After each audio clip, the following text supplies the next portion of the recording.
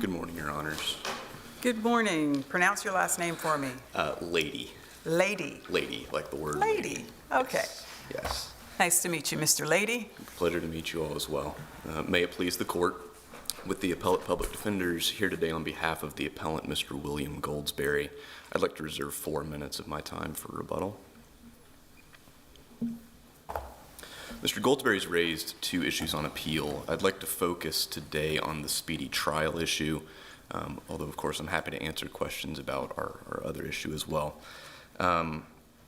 As is often the case with speedy trial issues, there are a lot of dates here that get kind of convoluted, so I want to just lay everything out just here at the outset so we're all on the same page. Mr. Goldsberry began the probation at issue in this case on June 23rd of 1997. He had his supervision validly transferred to California in 1999, and he reported there for some period of time, looks like at least a year. In June of 2001, his Tennessee probation officer, Ms. Tracy Manis, received a letter from the probation office in California indicating that he had missed an appointment in May of 2001 and that it was therefore terminating its courtesy supervision of Mr. Goldsberry. Based on that letter, Ms. Manis filed a probation violation and a warrant issued for Mr. Goldsberry's arrest on July 20th, 2001. That was the last thing that happened in this case until October of last year. No detainer was ever filed on Mr. Goldsberry's account in NCIC. He was involved in criminal cases in other states between 2001 and 2024. Mr. Lady, remind me again, is it not standard procedure to upload into NCIC It is. Once a warrant has been issued for individuals? Is that standard procedure? Is that just in my mind? I thought that. That is completely standard procedure, Your Honor, and there was no explanation at the trial court for why that did not occur in this case. Was that discussed at the hearing before? It was. Ms. Manis, the lack of detainer was trial counsel's primary means of argument. Ms. Manis's only explanation was that it's not her job, and it wasn't her job, that she thought maybe at the time it was somebody at the jail who was supposed to do that, and it just never happened. And there was no explanation provided for why that was the case. So jumping into the Barker factors, the first factor, the length of the delay, is not in dispute. 23 years from the issuance of the probation violation until 2024 when he was brought in and his probation was revoked. Can I ask you a question, Mr. Lady, about the length of the delay there before we get too far into this?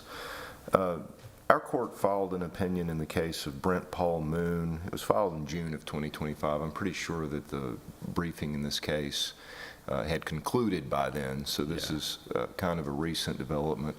But not to put you on the spot here, but are you familiar with that case? I am not familiar with that case, Your Honor. Well, I can give you the Cripps notes on it. A panel of this court in that case held that the time of the issuance of the VOP warrant was not the operative date in a speedy trial analysis for VOP proceedings. Instead, the operative date would be the date of arrest or other restraint that would be placed on a defendant, whatever the case may be. In the Moon case, it was an actual arrest. So I guess not being familiar with that case, you're unprepared to address it today. I have not specifically prepared to address that. Based on all of the case law that I have seen, that is, I believe, incorrect. All of the cases I've read for probation violation cases count the start of the delay period as the day that the violation is issued, which is different than speedy trial cases in other contexts where we do care about actual restraints and things like that. Well, not all of the cases. That is certainly the majority position, as the Moon Court recognized. But there have been panels of this court that have decided that the date of actual arrest, in light of the Utley decision and things of that nature, is the operative date in the VOP context. What is your argument as to those that line of reasoning? I believe at least that would be contrary to Allen v. State, which is a Tennessee Supreme Court case from 1974, which explicitly considered that issue and held that we count probation violation delays from the date. Was that the issue violation squarely was before the court in Allen? I believe it was. I don't have. Did you cite Allen in your brief? I believe so. I have the site as well. It's 505 SW 2nd 715 from 1974. I guess what I'm asking, was that presented as an issue to the Allen court? When does the speedy trial analysis clock begin to run in a VOP proceeding? To my recollection, it does. I don't have Allen in front of me right now to confirm that, but based on my notes, that was an explicit holding of the Allen court. But also, there have been many cases as well from this court that have held exactly the opposite of what the Moon case apparently held. What about the Utley case, though, from the Tennessee Supreme Court? I apologize, Your Honor. I do not have Utley in my notes as well. I know that that was cited. So you had Allen in 74, which was Yeah. post-Barker, correct? Right. But didn't really analyze the Barker factors. No. And we can all go back and read Allen and decide if that issue that we're talking about here was squarely presented. But then you have Wood and Utley come out in the mid-90s from our Supreme Court saying that it is an arrest or an actual formal grand jury indictment that starts the clock on a speedy trial in the criminal proceedings context, in the pretrial context. Right. And then you have at least now 2 or 3 panels of this court that have said that Utley changed the state of the law as it stood after the Allen decision, and that post-Utley, we should view the date of arrest on a VOP warrant as the operative date. So it may be that there are now conflicting cases from this court, because I know at least State v. McBrien explicitly counts it from the date that the violation is filed. So it may be that there is a conflict. I am not aware of any Tennessee Supreme Court case saying that Allen has been changed. There may be interpretations of Utley that support that, but I'm not aware of the Tennessee Supreme Court saying that their original rule has changed. Okay, thank you. I will just very quickly on the length of the delay, I will emphasize that when a delay is extensively beyond the 1-year threshold to trigger the rest of the Barker factors, it is presumptively prejudicial. A 23-year delay is extremely excessive and clearly is presumptively prejudicial. I'll turn then to the second factor, the reason for the delay. As I've already mentioned, the real reason for the delay is the state failed to file a detainer for reasons that are not clear from the record. In addition to that, it failed to take any action that we have evidence of in the record based on Ms. Manis's testimony. The reason for the delay, you're saying, is the state's failure to file a detainer? Correct, Your Honor. What about the defendant having absconded for almost 2 decades? Was that not also the reason for the delay? So the issue is Mr. Goldsberry was in and out of custody during this entire 23-year delay period. He was not in the wind and nobody was able to find him. If a detainer had been filed on Mr. Goldsberry's account, then when he was picked up, at least as early as October of 2001 in Oklahoma, it would have popped up on their records and said, Mr. Goldsberry is needed in Tennessee to resolve a probation violation. And he could have then been transferred to resolve in this case. Well, we all understand, though, that probation, which he received a form of here, is a legislative largesse, correct? It's a privilege that was granted to Mr. Goldsberry. He received yet another privilege when he was allowed to transfer that probation to California. It appears he reported for all of about 7 months after that transfer before he was lost in the wind.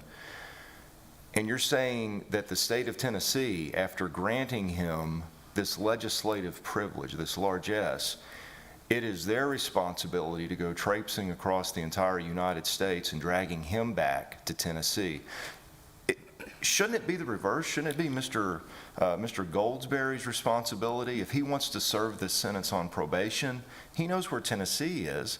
Why can he not come back to Tennessee and say, hey, I want to serve the remainder of this sentence on probation? How is that not accurate? So, first of all, we are not saying that it is Tennessee's job to go across and, find him, conduct all kinds of searches to find him. You're saying that's the reason for the delay, though. I'm That saying should be counted that against the state in a constitutional analysis. our argument is that the state is required to do something to attempt to pursue this probation violation. The issue is here, they did nothing to pursue the probation violation. What says they have to do something Well, to, in essence, babysit Mr. Goldsberry and make sure that he serves his sentence on probation instead of going to the penitentiary? Well, Does the Eighth Amendment say that the state of Tennessee, is it the Eighth or the Sixth speedy trial? I can't remember. Sixth. Sixth. Amendment. Does the Sixth Amendment say that it's the state of Tennessee's job, after having given him the privilege of probation, to go hunt him down and drag him back by his collar, basically, to make him comply with probation after he absconded in a separate state? I believe the state of Tennessee has filed the criminal complaint, and it's not typically, I believe, the job of criminal defendants to execute their own arrest warrants. We typically expect that the state will go out and obtain Okay, so if custody they of the don't do defendant. that voluntarily, then you're saying the state of Tennessee has violated this defendant's constitutional right. Because the state of Tennessee took no efforts to actually pursue the criminal case that it had against Mr. Goldsberry, which was its probation violation. And you're There- saying the Constitution compels that it's Tennessee's responsibility to do that and not Mr. Goldsberry's? It is Tennessee's job to do something to at least advise Mr. Goldsberry that there is a warrant out for his arrest. Because as the record appears to me, there's not a way that Mr. Goldsberry could have known. Well, that Tennessee had arranged a probation officer for Mr. Goldsberry to meet with in California. Yes. So I'm sure if Mr. Goldsberry had reported to that probation officer, they might have informed him of the same. But how is that the state of Tennessee's problem? How are they trampling on Mr. Goldsberry's constitutional rights when he's the one out in other states presumably committing other criminal offenses, gone for 2 decades? Because Mr. Goldsberry was accessible to the criminal legal systems of other states during this time. He had at least one case in Oklahoma, and then we don't have judgments for these, but from the record it appears he had 7 or 8 other cases in California. And he was in and out of jail and potentially prison during that time. So he was not absconded from all jurisdictions. Tennessee did not obtain custody over him because they didn't make anybody aware that he was needed in Tennessee to resolve a probation violation. So that's the issue, is that he could have been obtained by Tennessee within months of his probation So the violation. arrest warrant in this case just sat dormant? It did. There was nothing? There were no official actions on this case between July of 2001 and October of 2024. If he had never been arrested in these other states, and we never received a letter from the public defender's office informing that hasn't been around, and he just comes back to Tennessee and turns himself in, would he still have a speedy trial argument at that point? I think in that situation, there would be a stronger case that he absconded, because we would have no official actions of him. He's not then involved in the criminal legal systems of other states. There's no detainer that would have, even a detainer in that case wouldn't have brought him into Tennessee.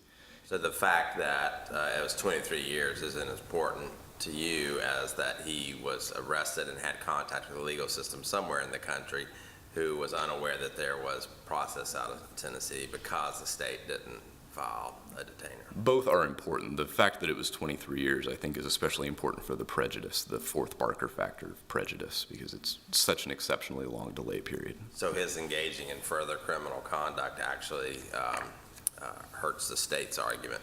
For purposes of the speedy trial analysis under Barker, I would say so, yes. Just briefly on the third Barker factor, the assertion of the right, typically this is only relevant when the defendant has acquiesced in the delay, tried to use it to his advantage in some way. There's no evidence of that here. And then, as I've already mentioned on the fourth Barker factor, prejudice, 23 years delay is long enough to be presumptively prejudicial. We've also claimed actual prejudice in the form of missing out on possible concurrent sentences, and some testimony by Ms. Manis that she couldn't remember certain facts because of the passage of time. I will also point out, we didn't mention this in the brief, but State v. McBrien, which I believe Judge McMullen was on the panel for, also finds prejudice arising from being violated for a probation that you would have completed had you just served your time, being violated after you would have completed your time if you had just served the sentence. If there are no other questions, I respectfully ask this court to dismiss the case against Mr. Goldsberry. Thank you. Thank you, Mr. Lady. General May. Good morning, Your Honors, again. Good morning. Kirby May for the state of Tennessee. This court should affirm the judgment of the trial court in its denial of the speedy trial claim, as well as the revocation of the probation. And since the defense focused its arguments as to the speedy trial claim, I will focus that, but I can answer any questions at the revocation. But one point, I was making a note when my friend on the other side mentioned that he just missed one appointment. Well, I'm going to skip to the revocation. That's not what that letter from California indicated. One, it indicated he was no longer a permanent resident of the county where he was supposed to be. He transferred his probation to. Two, it said he had missed an appointment on May in 2001. I forget the specific date. But it also said that he had failed to report since May of 2000. So it's not a permanent resident of the county, hasn't reported since May of 2000, and when they gave him a specific date of May of 2001 to report, he did not, and that they did not have the last known address. He was no longer there. Excuse me for interrupting. Do I remember right? Ms. Manis read that letter, but it wasn't introduced in the record. Is that correct? Because I don't remember seeing the letter. The letter is in the record, that we have the appellate record. I do not recall that it was actually introduced, but it is part of the appellate record. Okay. Yes, I think it's in volume. I think it's Exhibit 2 in Volume 4. I think that's where it is. Given that information, wouldn't the state be on notice at that point that regardless of whether the petitioner, and I'm not conceding he's in absconder status or not, but that he's in another jurisdiction somewhere? He's not in California. He's not in Tennessee. He's somewhere, right? Well, it doesn't mean that he's not in California. It was that he was not a permanent resident of Kern County, wherever that is, in California. Mm-hmm. That was the reference in the letter. It's clear at that point that, again, and I won't shift, I said I wasn't going to focus on it, but on the revocation part of the absconding part, is that the initial violation indicated all those allegations and that he was he had not been reporting. Again, the law in Tennessee in the late 2000, in the teens of in 2000, it changed where you had the different levels of violation, the technical or non-technical. And so once he was detained, the amended violation was filed, which included more specifics that he had absconded. And one thing I do want to point out is the RAND analysis in regards to absconding. And again, I wouldn't want to focus on this, but the analysis there is clear. And that the factors that this court's considered absconding, one, those were laid out, and the trial court found those things that those were laid out by the probation officer, but also the failure to use reasonable efforts to inform of changes of contact. He did nothing. Again, he was given the privilege of being on probation and transferring the probation, and he quit reporting. Mr. May, yes. I hate to interrupt you, but did the trial court engage in any speedy trial analysis here? And speedy trial analysis, yes, that was the entirety of the hearing that day. The trial court in the end found that that he had denied the speedy trial claims and analyzed that generally, and then found that he was in violation. That was the entirety of the hearing, was the allegations as to the speedy trial claim. Okay, I thought he focused on the absconder and the revocation, but okay. Well, that's my interpretation. Is Okay. it focused significant. The discussions was on the absconding and the speedy trial claims, and that was the argument. Again, one part of the speedy trial analysis we'll talk about is the length of delay. There's no one disputing that 23 years is a lengthy delay. However, that just gets you the threshold inquiry of saying, okay, we're there. We have to go on and address the other factors. And so it doesn't presume at that point that there's prejudice. You have to go on to the other factors. And the reason delay, it's the state's position, it wasn't the bureaucratic indifference. Yes, would it have been better? Had a detainer been filed and lodged? Yes, absolutely. However, that's not the end of the analysis because It wouldn't have been better. I mean, it would have solved the issue, right? there's case law on the point that talks about detainers in regards to violation of probation would not automatically send the defendant back. He would end up sending the services. It should have resolved the issue. However, it The doesn't. detainer would not have put a hold on him? It- Because I can't remember how many other jurisdictions he had It's two multiple. jurisdictions. So the warrant, the timing of it, the warrant issued in, I want to say July of 2001. He was convicted, I want to say in October I guess of 2001. generally speaking, that the fact that it was uploaded, the arrest warrant was uploaded into NCIC, and I could be wrong with the name of the databases now, but that would not have signaled to whatever jurisdiction that Tennessee had interest in this individual. It should have, yes, Your Honor, absolutely. But it Absolutely. wouldn't necessarily have signaled to them that Tennessee was willing to come pick them up from California. That was where I was going. Does it Where automatically? are we then? When that happens, they say, yeah, he's wanted in Tennessee, but we're only going to pick him up east of the Mississippi or something along those lines. As I think almost all of y'all have mentioned that have been former trial judges and trial and litigators, that doesn't always happen. Is whether a court will bring, a jurisdiction will bring somebody back. That is not unheard of. One thing to consider is, again, the defense mentions he was in custody, at least arrested and convicted at least 7 or 8 times over this 23-year period. At no point did the defendant, again, he presented no proof, did not testify as to whether he was aware or not aware, that he raised that issue of wanting to come back and resolve this issue. He continued to leave and go on. He knew his probation, he quit reporting in 2000, and that probation was still ongoing. And the likelihood is that he knew that a warrant was issued and he did not address those issues. And so the reasons for delay, yes, there is the bureaucratic issue of not complying and doing the detainer and uploading to NCIC, but also the delay is also caused by the defendant. He acquiesced, at a minimum, to the length of this time period because he never came back. He never went back, even though after leaving California and getting convicted in Oklahoma, he went back to California and had, I think, 6 or 7 new convictions, never went back and addressed those issues in California, much less contacted the probation officer regarding those issues later. Again, the part of the absconsion aspect of this. Can I ask you, what's your take on what the record says about the detainer? Does the record affirmatively show that a detainer was not placed, or is the record silent as to whether a detainer was placed? The probation officer indicated that she did not believe it was her role to go issue the detainer or upload to NCIC, that it was either the court's or the jail's role.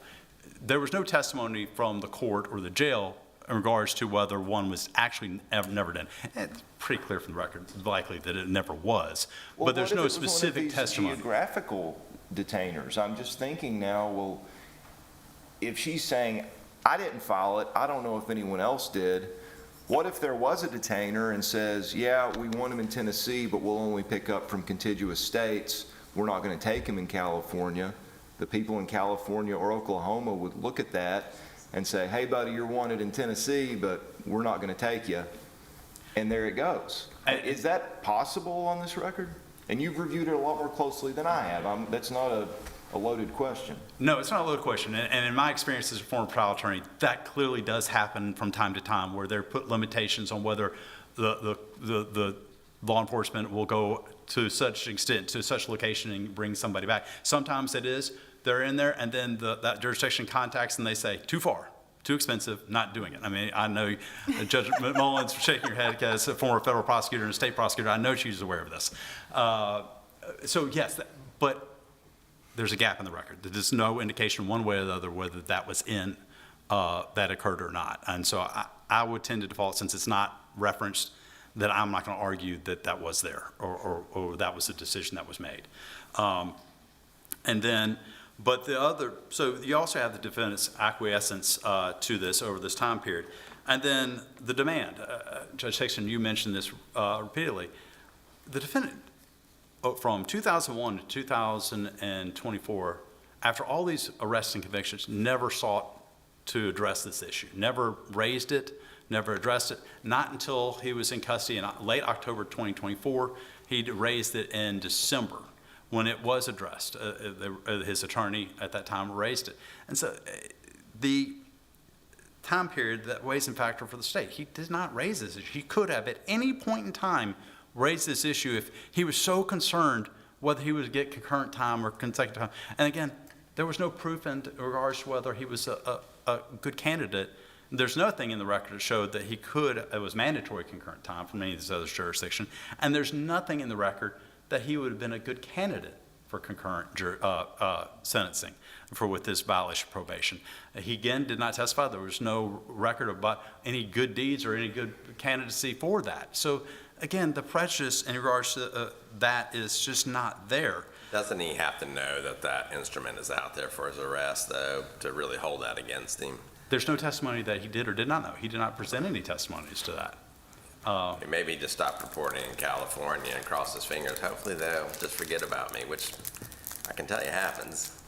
Well, usually it's not that they forget about you. It's just those warrants just stay out there pending for long periods of time before you were caught and brought back into the jurisdiction. And again, he did not. There's no testimony that he ever, and what some of those factors, did he ever contact probation in California? Did he ever contact probation in Tennessee? And the answer from the record, as the probation officer testified repeatedly, she had no clue of his whereabouts in the entire time. And one, in the McBride case, and Your Honors, part of that record was the state was aware, because it was, I think it was Shelby County, maybe Jackson, if I remember correctly. There was notice from Shelby County to Jackson saying, hey, or vice versa, he's been in custody, do you want to address it? And they never did anything. Here, there's nothing in the record, and the probation officer was very clear, and the defense conceded at the hearing. She had no knowledge where he was from 2000, when he quit reporting in California, until he was in 2024, in October 2024. And so it's the state's position that there isn't a speedy trial issue. He cannot meet the standards as to all those factors, and whether not prejudice, not the time. And the only thing in his benefit is the length of delay.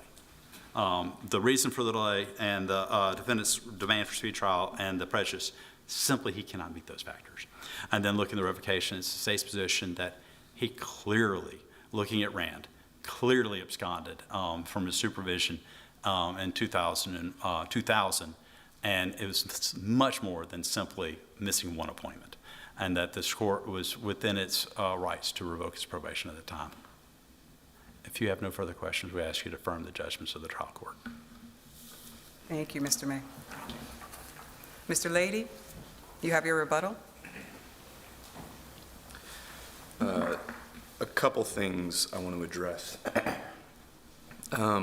Firstly, on this acquiescence by Mr. Goldsberry in the delay period because he didn't go back to California and ask about it, I think we can, again, the record doesn't say one way or another if he knew about the warrant. I think pretty likely he did not know about it because it wasn't filed in NCIC, but also... I'll ask you the same question I asked the general. Sure. Is that affirmatively borne out in the record that it was not an NCIC by anybody? So Ms. Manis is the only witness put on by the state, and she says that it was not her job, that maybe at the time it was the job of somebody at the jail. There is no testimony by somebody whose job it would have been at the time that they did not file a detainer. There is nothing to indicate that there was a detainer, and presumably if a detainer had been filed, it would have worked as it's supposed to and popped up on somebody's screen whenever he's picked up in California or Oklahoma. Unless it had a geographic limitation. Potentially, but, you know, we don't have that in the record. We are missing that. All right, thank you. On this acquiescence point, Mr. Goldsberry was involved in 6, 7, maybe 8, I don't recall the exact number, of cases in California. And I think it would be fairly reasonable for him to assume he's picked up in California again. He's involved in other cases in California, and nobody says anything about this probation. And his last place that he was supervised was California. So if he's picked up again and nobody says, hey, you've got this probation thing, you were being supervised in California, you need to come resolve this, I think it's fairly reasonable for him to assume, okay, I guess I satisfied my obligations on probation. At that point, it's been, 7, 8 years since he's been to California, I believe, because he's in Oklahoma in the meantime. Remind me again, Mr. Lady, his public defenders in California reached out to Tennessee to see if it was still active? Is that how it was? How did this come about again? It's very unclear. Okay. Ms. Manis's testimony is that she received a phone call from the public defenders in California saying that he was in custody and I guess asking if Tennessee wanted him back. Okay. It's not clear how they knew about the probation violation. That's Okay. kind of just absent from the record. Okay. Could it have been that there was a detainer placed on? It could have been. East of the Mississippi. Yeah, Right. could have been. We operate with the records we get, Yeah, right? yeah. And I cannot say one way or another if a detainer existed or not. And then just briefly on the presumptive prejudice point, delays being long enough that we don't even need a prejudice inquiry is an established principle in the law. The U.S. Supreme Court case of Doggett was the first one to do that, but then the Tennessee case of Hutchings also did that, found a speedy trial violation with no explicit discussion of prejudice because there was an extensive delay period. Yeah, if there are no further questions from this court, respectfully ask this court to dismiss the case against Mr. Goldsberry. Thank you very much. Excellent argument and briefs. The matter will be taken under advisement. The court's going to take about a 10-minute recess. All right.